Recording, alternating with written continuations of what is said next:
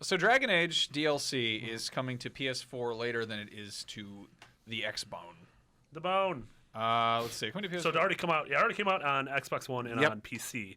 And BioWare was being very kind of cagey about when the PS4 version was going to come out. And evidently it was because contractually they had to be cagey, which is sort of messed up a little bit. No, that's kind of messed up a lot. That's a question you expect people to give you. It's like, they're releasing DLC on one platform. When am I going to get it on my platform? The game came out at the same time, and in its original. According I to want the to play game's it. official Twitter account, the DLC will be coming to PlayStation 4, PlayStation 3, and Xbox 360 sometime in May. It was released as a timed exclusive for Xbox One and PC last week, and because of the exclusivity contract, they were unable to comment on when it would be coming to platforms. I had much less problem with the fact that it was exclusive for a while than the fact they wouldn't tell me when I could play it. That was silly. Yeah.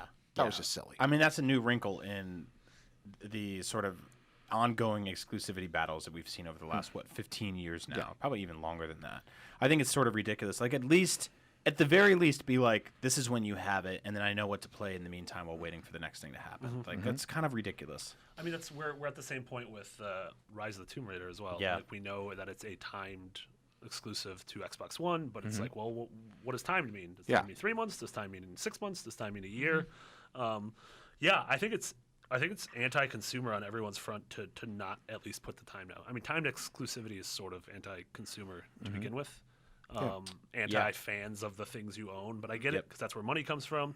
I mean, I've played like 15 hours of Dragon Age, so the idea of this 10-hour thing, 100 hours into the game doesn't really bother me too much because there's enough for me doing that. I don't know. Was this something they announced it? Like, did they announce that this was going to have a exclusivity? Did they up front go like, this is probably going to have more of a fun time for Xbox One buyers? Or because I know they did that with some stuff. Destiny was up front like, this is going to be better on PS4. We're going to get a different gun. You're going to get stuff faster. Yeah.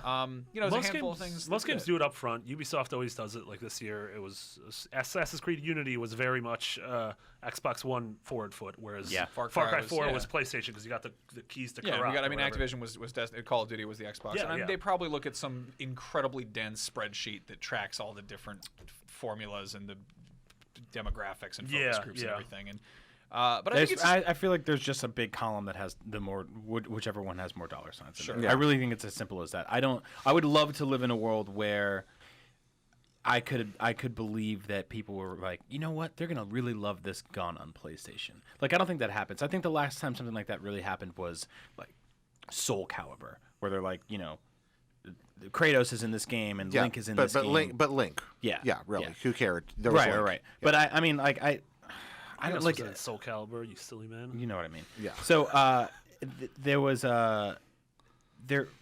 I'm less interested in what the actual content is of this and more enraged at the way it's being delivered. It's just it's gross political stuff. Yeah. Like I'm not a fan of that. And it's buyer's remorse.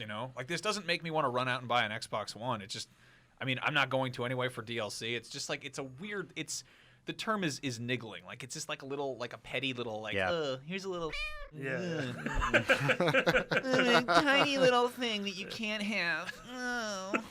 I like this voice that you're making. Yeah, I don't want to say it's petty, because I feel like that would. I've been getting it my whole life. Don't worry about it. So. Well, I'm glad you're not being petty about it. My father was adopted. Real last name was Benson. There we are. Was it? Ooh. Yeah. Why did he pick Petty and not Party? He didn't pick it. That was his. That's not how adoption works. His adoptive father. You can change your name to Jared Party.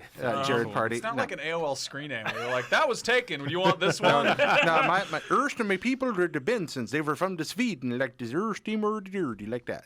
Oh, okay. That, yeah. Like people are going to be very confused cartoon and chef. think that their thing. Would you be less appalled / enraged about this if they came out at the same time, but the way like Microsoft positioned it was like, hey, because of a deal we signed with them, Xbox One owners get it for free, whereas PS4 owners have to pay for it.